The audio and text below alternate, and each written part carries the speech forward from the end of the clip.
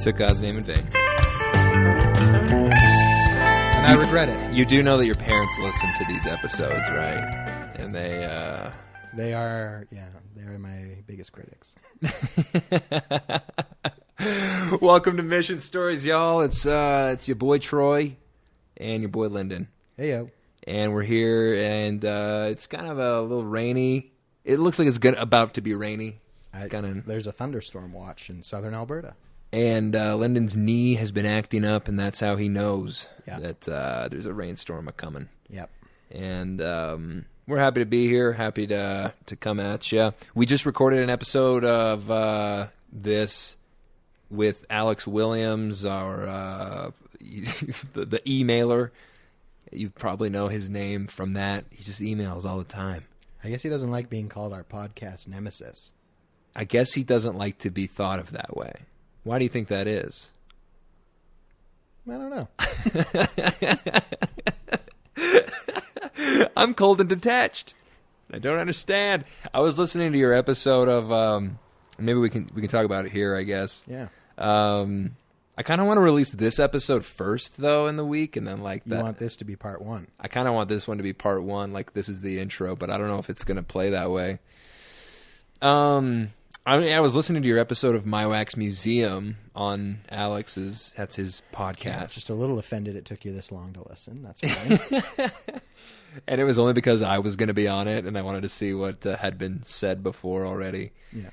You did good. It did me proud. I was like proud of you listening to that. You're like my little junior companion. No, he's going out. I really don't feel comfortable with that.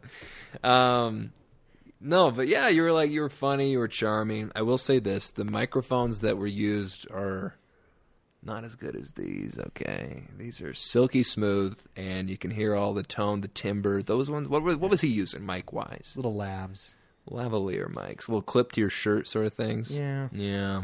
It sounded like yours was clipped in your mic, not your mic, your armpit, that's what I was going to say. Clipped in my belly button. Yeah, and it sounded like he knew how to use them, but you did not. Well, you hear at the beginning, I'm just like, is this good? Like, where do I got to put this? He's like, that's fine. He's like, yeah, we're getting you. And it's like, not really. We're just shredding him right now. He was just here. We were just talking to him. We were also shredding him. We were shredding him. We were shredding him on mic, too. So this continues the trend. We only do it because we love him. We do love him. He's a lovable guy, isn't he? We wouldn't do it if we didn't. Yeah, he's like I feel like he is interested in the people that he interviews, and I felt he really drew out like my propensity to just talk about myself, which I like to do if I feel I'm safe enough to do it, you know. Yeah. And I just feel like you don't let me do that enough, Lyndon. I wouldn't dare. I'm gonna cut you off there because that's what I do. Anyway, I got this. I was gonna bring up how someone is upset with how much I cut you off. Yeah, but I don't know. I want to apologize, but at the same time, not apologize because I'm gonna continue to do that. I mean, I have no complaints about it. Yeah. Anyway. I just feel self-conscious. The swearing. I feel like you just need to like stop telling me people's critiques of me. It's probably your own subtle way of like, who knows if these people said any of this? You're like, yeah, Troy, they won't send it in on emails. They're only comfortable telling me these things. Yeah, Troy, I just pass it on to you. Listen, people keep telling me you need to start paying me to do this. So they're really upset about that. Yeah. So anyway, this is here's a couple things. First of all, last week we tried this thing where we did one episode like a normal episode, and then at the end of it we continued to record but released it as a separate episode midweek, and it was like a doctrinal discussion, and we've had some good feedback from that so far. I think a few people who are not your typical, feedback people.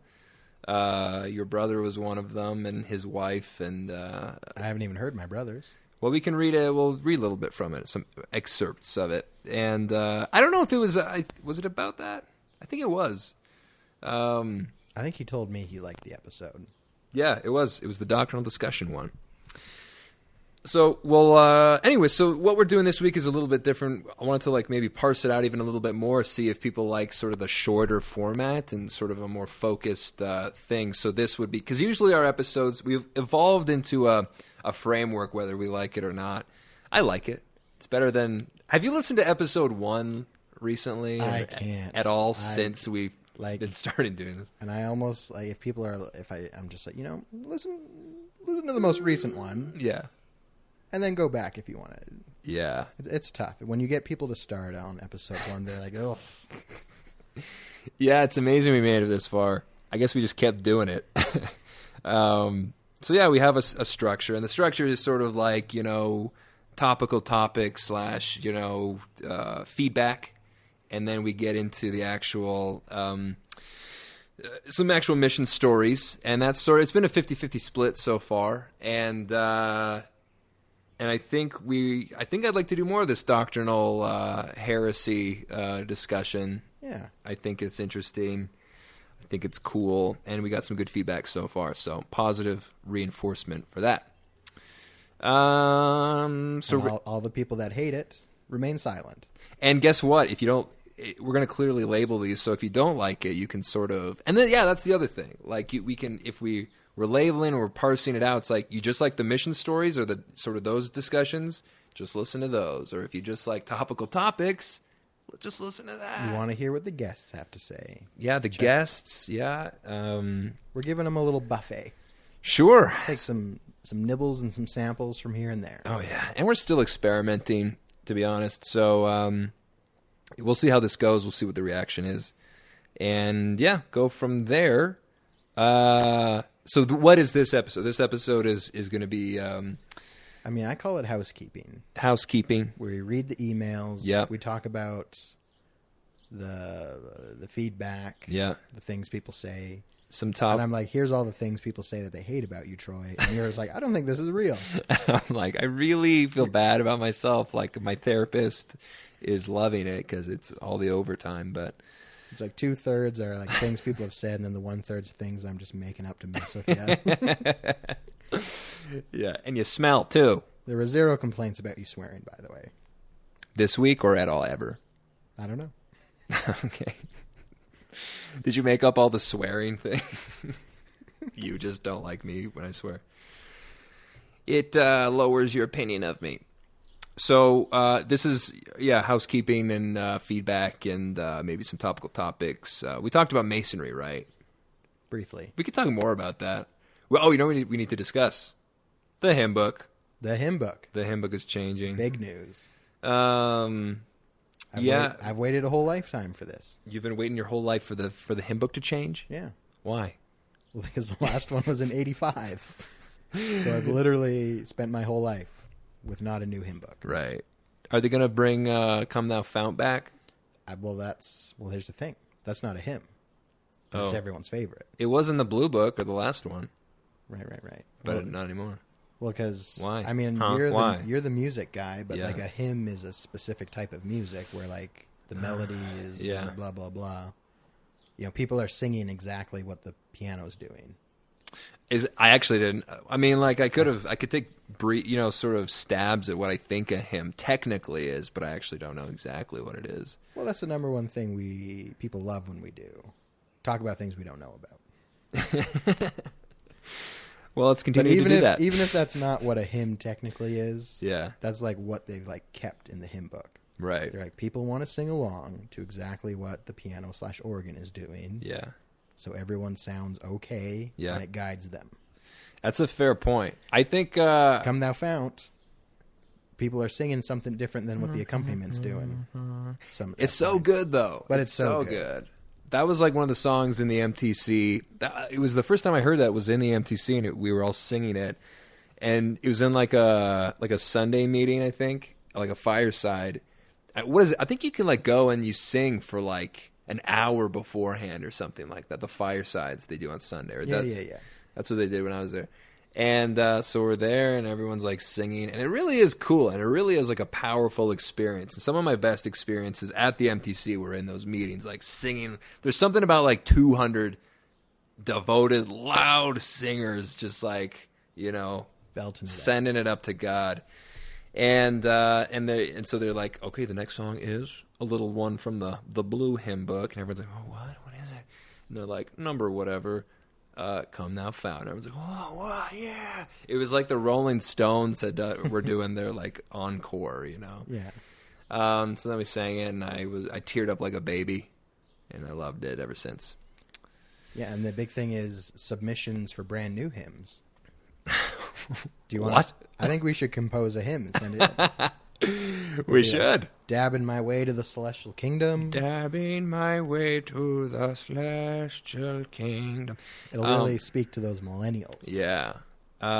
What sort of tempo would it be? Would it be like your average 4/4, 4/8, 3/3? Do you know anything about this sort of thing? I assume it's got to be easy to sing, right? Yeah. And I think one of the focuses is multicultural. Okay. So I think they want it to be able to like be done. A rap. They want some urban hymns. I think that. Yeah. So we might get some like Croatian chants going. I don't know. Some Gregorian chants. Yeah. It's got to be. You got to be able to sing your hymn that you submit in like every language. That's interesting. Do you think they'll actually? What's that new hymn book going to look like? So they're going to take out all the bull crap that nobody likes. Yeah, I think they're going to trim the fat, so to speak. What's your least favorite hymn? I wouldn't be able to tell you because I don't sing or listen to them. You're like, all the hymns are bad. Get a new book completely. Oh no, I like the ones from the beginning. Yeah. Whenever they ask me to pick a hymn in Elders Quorum, I'm always like number 2, number 5. Spirit guy, baby. Why do we got to go hundreds of pages in? Yeah. Why do we need hundreds of hymns? The best ones are in the first 10 pages. I say rip that whole sunshine section out of that book. Just get rid of them. I hate all of those sunshine songs. Put your shoulder to the wheel, push along. That one's okay, but there is sunshine in my soul today. Get that out of here. I don't want it. I think people like that one. I like. They'll probably double the sunshine section. I like the melancholy hymns. The ones that make you feel kind of sad. Ring out wild bells. Don't just do it New Year's Day. Ring out wild bells all the time. If they're gonna, the year is dying. You could say that about any time of the year. Yeah, the year's dying. My soul is dying. I'm sad. Yeah, I think, and that's another thing. Christmas songs. Do they bring in some Bing Crosby? It's like, baby, it's cold outside. No. Na. They put duets in there. That would be compromising the spirit of Christmas. Hey, I guess. Would it? I don't know. Yes.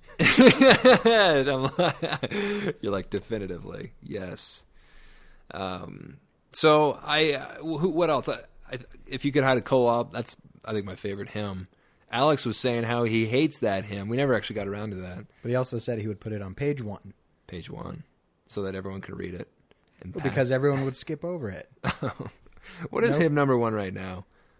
Get rid of it. Because everyone's like straight to number 2. Spirit of God. Yeah. It's like, what is morning break? The morning breaks, is that what it is? I don't know. The date on is no one breaking. sings hymn number 1. See, that's the thing. It's hymn number 1. It should be a banger. That's a good song. That's a good one. No. I always think of like General Conference. This is the 100th semi-annual General Conference of the Church of Jesus Christ of Latter-day Saints. I mean, I should be doing that. I think that guy's got a contract. All right. He's not up for a while. Well, I'll be right behind him. No, I want chasing his heels. I want a real banger for hymn number 1. Like a real barn burner. Yeah. Like if you could take one secular song, put some religious lyrics on it, put it in the hymn book, what would it be? Oh, there's a Big Sean song, Bounce Back.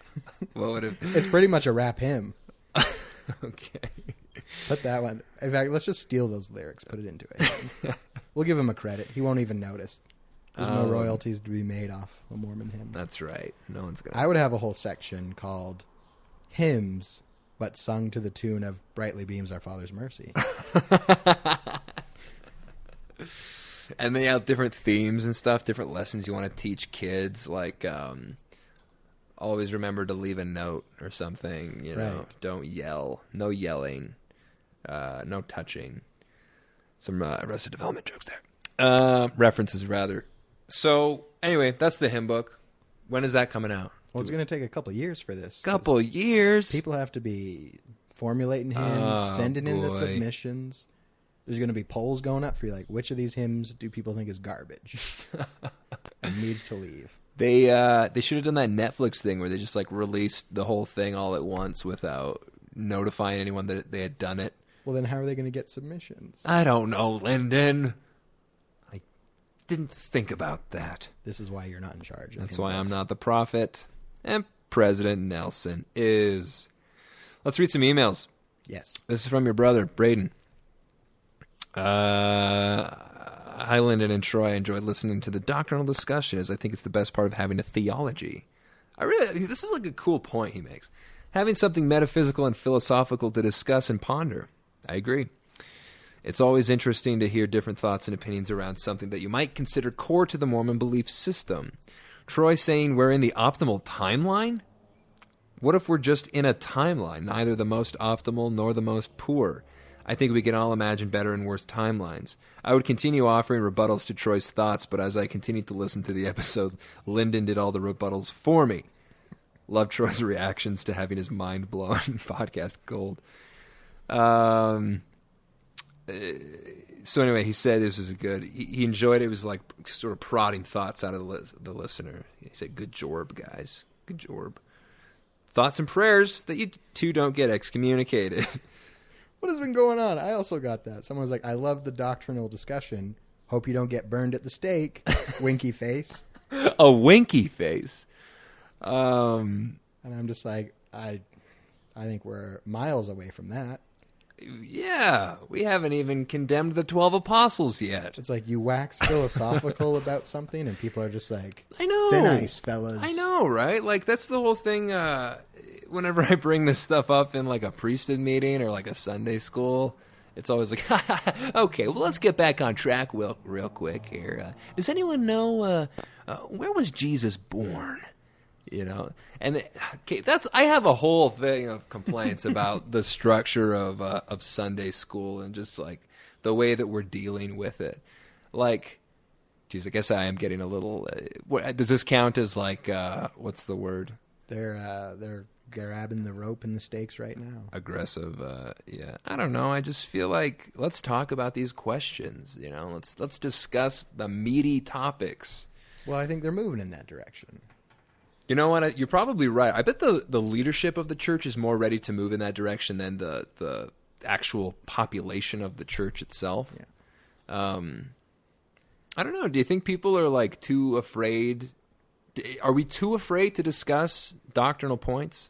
Well, here's the thing that I remember at the end of the year. They're like, we're doing away with like lesson manuals. Yeah. And it's like, it's just like, it's up to the Elders Quorum presidency to come up with like topics that you think the quorum needs to learn or discuss. And I was like super excited. It's like, this is what I've been doing. Yeah. As an Elders Quorum teacher this whole time, just teaching whatever I want. Yeah, you're probably one of the best Elders Quorum teachers I've ever seen. You know who else was good? Doesn't matter. I won't name them. They will never hear this. There were other good ones. Just another guy. No, you're really good. Yeah, because you go to those places, but you come from a well-informed place. You're like one of the only people who will like refuse to do something on a Saturday evening because you like have to prepare your lesson. Well, that's just procrastination. Still, though, like you could procrastinate, like I'm sure most do, till 15 minutes before, or skip out on the previous lesson to go, do your lesson prep. It's like, but you do a good job. Yeah, but this year, so I was all excited. They're like, finally, it's the Lyndon method. The church is on to my method now. They call it that. But then it turns out it's just, you teach a lesson on a talk from General Conference, which is not the worst. I mean, okay, no, it's not bad, but it's also just like, yeah. They were already doing that once a month. Now they just do it twice a month. There's this thing, and I'm like, this doesn't seem that new and different. No, there's It this seems thing like they doubled down on the same. that happens when your head kind of turns off a little bit. Your mind turns off when it's like, we're going to be discussing President so-and-so's talk from last general conference. I'm just like, I don't know what it is. Like, you know what I mean? Am I the only one here? Sometimes I feel like I'm shouting into the wind and no one, it's like, who's that crazy guy over there? Well, I think some people love it. Yeah. And some people are, I don't know, dissatisfied a little bit. I would put myself in that category. I don't read people's minds because I teach Elders Quorum, so I just only do what I want. I just see people's, electrified faces looking at me as they're so intrigued by what I'm saying. No, I don't know. I just, I don't know. I like how you teach. It's a little different, but so hopefully we move in that direction. We have more emails. Let's read them. Was there a point I was trying to make before that? Well, Braden was glad that he's hearing alternate viewpoints. Yeah. Core That's things. right. That's right. And you were like, we need more of this. Yes. People are too afraid to do it during the 3 hours. Yeah. It's true, though. It's so true. Like, right, I was going to bring up Joseph Smith, and just like, I feel like his whole thing was like, let's sort of go out into the bushes of the doctrine and of these ideas and like actually do some exploring, do some thinking. That's what like the School of the Prophets was all about. That like I was just reading from the lectures on faith today. Yeah, just digging in. But I don't know. It's like we're afraid to do that. I know. What do you think? What's the fear about? Well, I think because I have this quote now. I can't even remember who said it. Spencer W. Kimball, Ezra Taft Benson. When they were doing the unified curriculum for Sunday school in like the 70s. Yeah. And there's, a whole council and they're presenting it to the prophet for him to approve. And they're like some topics from the Book of Mormon. And they're like, this is going to go over the head of a lot of members. And the prophet, I think it was Ezra Taft Benson, is like, let him reach. Yeah. And I loved that because I've had in my Elders Quorum lessons, someone will raise their hand with a comment. Most of my lesson is just people commenting. Yeah. Kind of, that's the easiest way to do it. It's the best way. One guy's like, I don't think we should be discussing this. I think it's like not helpful. And he's like, oh, my brother thought about these kind of things, and then he left the church. And I wanted to like grab him by the cuff, just shake him and be like, the reason your brother left the church is because no one would talk to him about this. Did you say that? No. Oh, you should. Instead, I just quoted the Ezra Taft Benson thing where it's like every now and then, we need to reach. Yeah. Oh, it's so true. But everyone's just like thinking about these things makes me uncomfortable. So we should like sweep it under the rug. It's like, why don't we just like let the sanitizing light of day take care of these things? Oh, that's one of my favorite quotes that you have. That's in my when you're dead and there's a quote book with your face on it, that's going to be in it. No, I completely agree. Not talking about something is the worst way to deal with something. And to sweep it under the rug, that's unless you're talking about your personal feelings. Then always just jam those in. Yeah, just put them down. Thoughts and ideas, though. Yeah, the abstract, sure. Things that don't personally apply to me, sure, yeah. Let's talk about them. This comes from the guy who we are going to have on the podcast later in this episode, Alex Williams. He says, first, I like it when Troy swears. I don't know if he's being sarcastic or not. I don't know. Hard to tell. I could go on about how those few particular words Troy has been using aren't really swears, except determined by our own head dictionary. That's true. A swear for one person is not a swear for another person. Sometimes, except those like basic 4 that are always swears. But suffice it to say that words are all made up and ellipsis, okay, ellipsis, I'll stop while I'm ahead. This is going to get heated. And then he says, I'm not an engineer. The true and faithful are not all engineers. He yells it. With regards to Masonry, we had a Mason visit our ward a few weeks back out of curiosity for what the Freemason Joseph Smith was all about. Interesting. We never asked him about this. With regard to your mission pranks, I have a good prank I'll share with you both. True and faithful, Alex. Oh, he did share that with us off camera or off mic. Right. Did he? Remember he pranked the sisters into caring about it, being worried about his soul. Yeah, that was You're like, got him. Yeah, the prank was like, we're tricking them into thinking I'm not active, and then she was just genuinely concerned about him. And then he's like, and then they started praying for me. Like, you got him. Great prank. Doing their job. Feeling empathy. Great. That's sort of all we've got. Or maybe it's this one. No, that's an old one. Okay. So that's an old one. Let's see. We're 25 minutes right now. This is sort of the first time we've tried to just do this. Is there any topical topics beside that one we want to cover? Yeah, I got some more news. Okay. This is Canada. Yeah.